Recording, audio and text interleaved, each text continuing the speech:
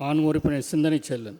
மாண்பமை பேரவை துணைத் தலைவர் அவர்களே, உடன்பிறப்பு என்கிற சொல்லின் உயிர் வடிவமாய் தமிழகத்தை வழிநடத்தி கொண்டிருக்கிற மாண்பமை தமிழக முதல்வர் அவர்களுக்கும், தமிழகத்தின் நம்பிக்கைக்குரிய பேராளுமையாய் தலை நிமிர்ந்து வருகிற இளைஞர்களின் எழுச்சி நாயகர் மாண்பமை துணை முதல்வர் அவர்களுக்கும், அவை நிறைந்த சான்றோர் பெருமக்களுக்கும் எனது பணிவான வணக்கத்தை தெரிவித்துக் கொள்கிறேன். பல்வேறு மானிய கோரிக்கைகள் நடப்பு சட்டப்பேரவை கூட்டத்தொடரில் விவாதத்திற்கு உள்ளாக்கப்படுகிற நிலையில், குறிப்பாக திட்டம், வளர்ச்சி, சிறப்பு முயற்சிகள் துறை மற்றும் சிறப்பு செயலாக்கத்துறை குறித்து எனது கருத்தை பதிவு செய்ய வேண்டும் என்கிற வேட்கை எனக்கு ஏற்பட்டது குறித்து வெளிப்படையாகவும் கண்ணியமாகவும் ஒரு கருத்தை நான் சொல்ல கடமைப்பட்டிருக்கிறேன்.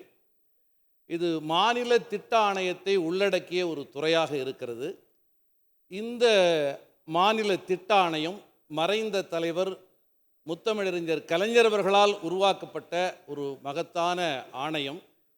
இந்த ஆணையம் ஒட்டுமொத்த துறைகளிலும் நடைமுறைப்படுத்தப்படுகிற நலத்திட்டங்களை, உடலில் இருக்கிற மூளை என்கிற உறுப்பு சிறியதாக இருந்தாலும் ஒட்டுமொத்த உடல் இயக்கத்தையும் பொறுப்பேற்று வழிநடத்துவதைப் போல இந்த ஆணையமும் இந்த துறையும் மாண்புமிகு தமிழக முதல்வர் அவர்களாலும் மாண்புமிகு தமிழக துணை முதல்வர் அவர்களாலும் நடைமுறைப்படுத்தப்பட்டு வருகிறது.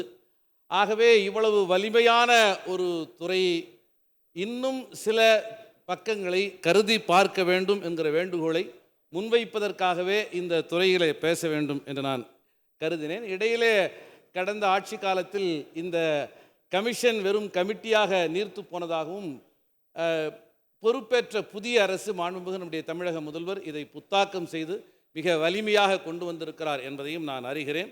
மகிழ்ச்சியை நான் வெளிப்படுத்த கடமைப்பட்டிருக்கிறேன். ஒன்றே ஒன்றுதான், பல்வேறு செயலாக்கத் துறைகள் மூலமாக நடைமுறைப்படுத்தப்படுகிற அனைத்து நலத்திட்டங்களிலும் சமூக நீதி என்கிற விழுமியத்தையும், உடன்பிறப்பு உணர்வு என்கிற ஃப்ரெட்டர்னிட்டி பில்டிங் எக்ஸைஸ் என்று சொல்லப்படக்கூடிய அந்த உடன்பிறப்பு உணர்வையும் உறுதிப்படுத்துவதை இந்த துறை சிறப்பான முறையில் கண்காணிக்க வேண்டும். அதை உங்களால் தான் செய்ய முடியும் என்கிற நம்பிக்கையோடு இந்த கோரிக்கையை நான் முன்வைக்க கடமைப்பட்டிருக்கிறேன். குறிப்பாக இன்று சமூகத்தில் சாதியின் அடிப்படையில், மதவாதத்தின் அடிப்படையில் பல்வேறு விதமான இடைவெளிகள் வேண்டுமென்றே புகுத்தப்படுகிற சூழ்நிலையில் தமிழகத்தை ஒரு சமூக நீதியின் தலைநகராக, அதை பாதுகாப்பு அரணாக நின்று நம்முடைய தமிழக முதல்வர் வழிநடத்தி வருகிறார். ஆகவே அந்த அடிப்படையில் ஒரு அனைத்து திட்டங்களிலும், குறிப்பாக சான்றாக கல்வித்துறை, இல்லம் தேடி கல்வி, எண்ணும் எழுத்தும், நான் முதல்வன், தமிழ் புதல்வன், புதுமை பெண் என பல்வேறு திட்டங்களை உருவாக்கி வருகிறது. இந்த திட்டங்களில் இந்த ஃப்ரெட்டர்னிட்டி பில்டிங் எக்ஸைஸ் என்று சொல்லக்கூடிய உடன்பிறப்பு உணர்வை, சாதிகளை கடந்து தமிழர்களாக ஒருங்கிணையக்கூடிய அந்த உடன்பிறப்பு உணர்வை உருவாக்கக்கூடிய சிறப்பு செயல் திட்டங்களை மாநில திட்ட ஆணையத்தின் மூலமாக வடிவமைத்து அதை அனைத்து துறைகளிலும், ஒரு சான்றுக்கு ஒன்றை சொன்னேன், நேரமில்லை என்பதால், அனைத்து துறைகளிலும் நடைமுறைப்படுத்த வேண்டும் என்கிற கோரிக்கையை வலிமையாக வைக்க வேண்டும் என்கிற நோக்கத்தில் தான் இந்த மானிய கோரிக்கையிலே பேச வேண்டும் என்று நான் விரும்பினேன். மாண்பமை பேரவை துணைத் தலைவர் அவர்களே, ஆதிதிராவிடர் மற்றும் பழங்குடியினருடைய மேம்பாடு செயல் திட்டம் என்கிற ஒரு வரலாற்று சிறப்பு வாய்ந்த திட்டத்தை தமிழக அரசு கொண்டு வந்தது. அந்த திட்டத்தின் அடிப்படையிலே ஆண்டுதோறும் 20,000 கோடி ஆதிதிராவிடர்களுக்கும் 1800 கோடி பழங்குடி மக்களுக்கும் ஒதுக்கப்படுவதாக சொல்லப்படுகிறது. நான் பல்வேறு துறைகளை பார்த்தபோது இதை என்னால் புரிந்து கொள்ள முடியவில்லை. பொதுவாக நடைமுறைப்படுத்தப்படுகிற திட்டங்களில் ஆதிதிராவிடர் மற்றும் பழங்குடி மக்கள் பயனடைந்தால் அவர்கள் பயன்பாட்டுக்காக ஒதுக்கப்படுகிற தொகை சிறப்பு உட்கூறு நிதியாக கணக்கிடப்படுகிறது. இலவச சைக்கிள் எல்லோருக்கும் தரப்படுகிறது, அது இவர்களுக்கு அது சிறப்பு நிதி என்கிற அடிப்படையிலே கணக்கிடப்படுகிறது. அது இலவச வேஷ்டி சேலை எல்லோருக்கும் தரப்படுகிறது, பட்டியல் சமூகம் பழங்குடி மக்களுக்கு வழங்கப்படுகிற வேஷ்டி சேலை சிறப்பு உட்கூறு திட்டத்திலே கணக்கிடப்படுகிறது. மகளிர் உரிமை தொகை, இன்று தமிழ்நாட்டினுடைய மக்கள் தொகையிலே 10 விழுக்காடு தான் ஆதிதிராவிட சமூகத்தை சார்ந்த மகளிர். ஆனால் 12,000 கோடியிலே 4,000 கோடி மகளிர் உரிமை திட்டத்திலே சிறப்பு உட்கூறு நிதியிலே கணக்கிடப்படுகிறது. ஆகவே இவற்றை என்னால் புரிந்து கொள்ள முடியவில்லை. ஆகவே இந்த சிறப்பு உட்கூறு திட்டத்தின் நடைமுறையை மாநில திட்ட ஆணையமும் சிறப்பு செயலாக்கத்துறையும் கருதி பார்க்க வேண்டும். மாண்புமிகு தமிழக முதல்வர் அவர்கள்தான் இதில் முழு கவனம் எடுத்து இந்த முயற்சியை மேற்கொள்ள வேண்டும். அப்பொழுதுதான் இது வெறும் கணக்கிடும் முறையாக அமைந்து விடாமல் இது ஒரு முழுமையான நல்ல பயனை தரும். ப்ரிக்யூர்மெண்ட் பாலிசி ஏற்கனவே இந்த அவையிலே நான் பேசினேன். அகில இந்திய அளவிலே 3 விழுக்காடாக இருந்து இப்பொழுது 6 விழுக்காடாக உயர்த்தப்பட்டிருக்கிறது. ஆனால் அதில் 1 விழுக்காடு அவர்கள் சாதித்திருக்கிறார்கள். ஆனால் தமிழ்நாட்டை பொறுத்தவரையில் அந்த டெண்டர் டிரான்ஸ்பரன்சி ஆக்டில் சர்வீஸ், விநியோகம், ப்ரிக்யூர்மெண்ட் மற்றும் வேலை என்று சொல்லப்படுகிற இந்த 3 விதமான பணிகள் கான்ட்ராக்ட் விடப்படுகிற போது அதில் இன்னும் 1 விழுக்காடு அல்ல, ஒருவர் கூட பலன் பெற முடியாத ஒரு விதிமுறை நெருக்கடி இருக்கிறது. ஆகவே இவற்றையெல்லாம் எந்த துறையால் கருதி பார்க்க முடியும் என்று எண்ணி பார்த்தேன். மாண்புமிகு முதல்வரின் தலைமையிலே இருக்கிற மாநில திட்ட ஆணையம்தான் இதை கருதி பார்க்க முடியும் என்கிற நம்பிக்கையோடு இந்த துறையில் நான் பேச வேண்டும் என்று முடிவெடுத்தேன். மாண்புமிகு பேரவை துணைத் தலைவர் அவர்களே, காலநிலை சிதைவுகளால் ஏற்படும் பேரிடர்களை எதிர்கொள்ள மாபெரும் விழிப்புணர்வு இயக்கம் ஒன்றை, அறிவொளி இயக்கத்தை போன்ற வெற்றிகரமான இயக்கத்தை இந்த அவையில் நான் முன்வைக்க கடமைப்பட்டிருக்கிறேன். அதை மாநில திட்ட ஆணையம் கருதி பார்க்க வேண்டும். வெளிமாநில தொழிலாளர்கள் தொடர்பான ஒரு உரிய கொள்கையை உருவாக்க வேண்டும். கேரளாவில் அவர்கள் கெஸ்ட் லேபர் என்கிற அடிப்படையில் கையாளப்படுகிறார்கள். ஒரு குறிப்பிட்ட காலகட்டத்திற்கு பிறகு, பணி முடிந்த பிறகு சொந்த மாநிலத்திற்கு திருப்பி அனுப்பப்படுகிற நிலை இருக்கிறது. ஆகவே வெளிமாநில தொழிலாளர்கள் தொடர்பான ஒரு கொள்கை முடிவை தமிழக அரசு மேற்கொள்ள வேண்டும். அதை போலவே மலைவாழ் மக்கள், அழிவின் விளிம்பில் இருக்கிற பழங்குடி மக்கள், இவர்களுடைய வாழ்வாதாரத்தை பாதுகாப்பதற்கு உரிய புதிய புத்தாக்க திட்டங்கள் உருவாக்கப்பட வேண்டும் என்று நான் அன்போடு கேட்டுக்கொள்கிறேன். மது மற்றும் போதை பழக்கங்கள் வேறு வழியில்லாமல் திணிக்கப்படுகிற இந்த சூழலில் இதை எதிர்த்து தமிழக அரசும் காவல்துறையும் கடுமையாக போராடி கொண்டிருக்கிறது என்பதை நான் அறிவேன். ஆனால் அதன் பக்க விளைவாக இளம் விதவைகள் ஒரு பக்கத்திலே உருவாகி கொண்டிருக்கிறார்கள். அந்த இளம் விதவைகள் வெறும் பொருளாதார சிக்கலை மாத்திரமல்ல, பண்பாட்டு சிக்கலையும் எதிர்கொள்ள வேண்டிய ஒரு நெருக்கடியிலே இருக்கிறார்கள். ஆகவே அவர்களை கண்ணியமான வாழ்க்கையோடு இணைத்திட அவர்களுக்கான சிறப்பு திட்டத்தை உருவாக்க வேண்டும் என்று நான் பணிவோடு இந்த மாமன்றத்தில் கேட்டுக்கொள்கிறேன்.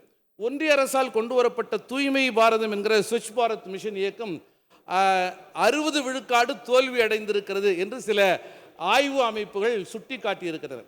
ஆகவே தமிழ்நாட்டிலும் கூட கடந்த காலங்களில் அது நடைமுறைப்படுத்தப்பட்ட விதம் பல்வேறு விதமான தோல்வியை சந்தித்திருக்கிறது. அதை புத்தாக்கம் செய்து திறந்தவெளி கழிப்பிடத்திற்கான தேவையே இல்லாத மாநிலமாக தமிழகத்தை மாற்றுவதற்கு உரிய முயற்சியை தமிழக அரசு இந்த துறைகளின் மூலமாக மேற்கொள்ள வேண்டும் என நான் பணிவோடு கேட்டுக்கொள்கிறேன். மாண்புமிகு பேரவை துணைத் தலைவர் அவர்களே, தமிழகத்தில் தனியார் கல்வி நிறுவனங்களில் சற்றேறக்குறைய 65 லட்சம் மாணவர்கள் படித்துக் கொண்டிருக்கிறார்கள். இந்த 65 லட்சம் மாணவர்களிலே சற்றேறக்குறைய 2.5 லட்சம் ஆசிரியர்களும் 1 லட்சம் ஆசிரியர் இல்லாத ஊழியர்களும் இருக்கிறார்கள்.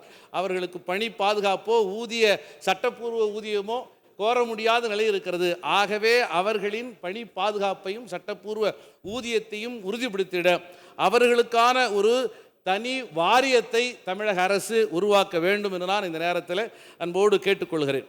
சமூக வளர்ச்சி திட்டங்களையும் அவை தொடர்பான விழிப்புணர்வை மக்களிடத்திலே கொண்டு செல்வதிலும் அரசு இயந்திரத்தின் பணி எவ்வளவு முக்கியமானதோ அதை போலவே அரசு சாரா தன்னார்வ தொண்டு நிறுவனங்கள், NGO என்று சொல்லப்படுகிற அந்த அமைப்புகளுடைய கள செயல்பாட்டாளர்களுடைய பங்களிப்பும் மிக மிக முக்கியமானது.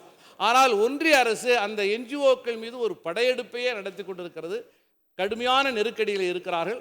ஆகவே NGO என்று சொல்லப்படுகிற அரசு சாரா அந்த தொண்டு நிறுவனங்களில் பணியாற்றக்கூடிய அனைத்து செயல்பாட்டாளர்களுக்கும் ஒரு நலவாரியத்தை தமிழக அரசு கருதி பார்க்க வேண்டும் என்று நான் பணிவோடு கேட்டுக்கொள்கிறேன். பசுமை எனர்ஜி என்று சொல்லக்கூடிய, கிரீன் எனர்ஜி என்று சொல்லக்கூடிய இந்த மின்சார திட்டத்தை முதற்கட்டமாக அரசு கட்டடங்களில் நாம் கொண்டு வருவதை உறுதிப்படுத்த வேண்டும் என்று இந்த தருணத்திலே கேட்டுக்கொள்கிறேன். மாண்புமிகு பேரவை துணைத் தலைவர் அவர்களே, இன்று நகரமயமாக்கலில் ஒரு மாபெரும் சாதனையை தமிழ்நாடு செய்திருக்கிறது. இந்த தருணத்திலே ஒன்றை பணிவோடு நான் சுட்டிக்காட்ட கடமைப்பட்டிருக்கிறேன். நகரமயமாக்கலுடைய பக்க விளைவு கழிவுகள் உருவாவது, திடக்கழிவுகளையும் திரவ கழிவுகளையும் கையாள்வதற்கு குடிநீர் வடிகால் வாரியம் போல ஒரு தனித்துவமான அமைப்பை உருவாக்க வேண்டும் என்று நான் பணிவோடு கேட்டுக்கொள்கிறேன். இறுதியாக, இசைஞானி இளையராஜா அவர்கள் சர்வதேச நாடுகளில் அந்த சிம்போனி இசையை வாசித்து கொண்டிருப்பதை மனம் மகிழ்ந்து நம்முடைய மாண்புமிகு தமிழக முதல்வர் அவர்கள் பாராட்டினார். உலக நாடுகளில் எங்கோ ஒரு மூலையிலே தமிழ்நாட்டிலே பிறந்த ஒரு இசை மேதை அந்த சிம்பொனி இசைக்கிற போது தமிழ்நாட்டிலே அந்த சிம்பொனி கேட்க முடியாதா என்கிற ஏக்கம் தமிழ் மக்களுக்கு இருக்கிறது. ஆகவே தமிழ்நாட்டிலே சிம்பொனி இசையை இளையராஜா அவர்கள் அரங்கேற்றுவதற்கு தமிழக அரசு முதலமைச்சர் அவர்கள், பேரவை தலைவர் அவர்களே, மாண்புமிகு உறுப்பினர் சிந்தனை செல்வன் அவர்கள் இசைஞானி இளையராஜா அவர்களை பற்றி பெருமையோடு பெருத்து சொல்லி லண்டனுக்கு சென்று சிம்பொனி நிகழ்ச்சியை நடத்தி வந்த பெருமை தமிழகத்திற்கு கிடைக்காதா, தமிழராக இருக்கக்கூடிய நாம் கேட்க முடியாதா என்ற இயக்கம் இருப்பதாக எடுத்து சொன்னார். அவரை நான் சந்தித்த போது இதே பிரச்சனையை நான் அவர்களிடத்தில் எடுத்து சொல்லி அவரும் நிச்சயமாக உறுதியாக, ஆனால் லண்டனில் இருக்கக்கூடிய 400 பேரும் இங்கே அழைத்து வருவதென்றால் நினைத்த நேரத்தில் அழைத்து வந்துவிட முடியாது, கால அவகாசம் தேவைப்படுகிறது. எனவே அதையெல்லாம் கருத்தில் கொண்டு ஜூன் 2ஆம் தேதி அவருடைய பிறந்தநாள். அது மட்டுமல்ல, அவர் திரையுலகத்திற்கு வந்து 50 ஆண்டு காலம் நிறைவடையக்கூடிய அந்த நாளும் அமைகிறது. அதையும் பாராட்டக்கூடிய வகையில் சிம்பொனி நிகழ்ச்சியை வெற்றிகரமாக நடத்தி முடித்ததற்கு அதற்கு பாராட்டு விழாவை தமிழக அரசே நடத்த இருக்கிறது என்பதை நான் தெரிவித்துக்கிறேன். நிறைவாக ஒன்றை மாத்திரம் சொல்லி நிறைவு செய்ய விரும்புகிறேன். சமூக நீதியின் அடுத்த கட்ட பரிணாமத்தை நோக்கி தமிழகத்தை மாத்திரமல்ல இந்தியாவையும் நகர்த்த வேண்டிய ஒரு வரலாற்று கடமை மாண்பமை தமிழக முதல்வருக்கு இருக்கிறது, மாண்பமை துணை முதல்வர் அவர்களுக்கு இருக்கிறது. கடலூர் மாவட்டம் கல்வியின் தரக்குறியீடுகளில் 30வது இடத்தில் தான் எப்பொழுதுமே இருக்கிறோம். 10ஆம் வகுப்பு தேர்வு, 12ஆம் வகுப்பு தேர்வில் திடுமென கடந்த மாதம்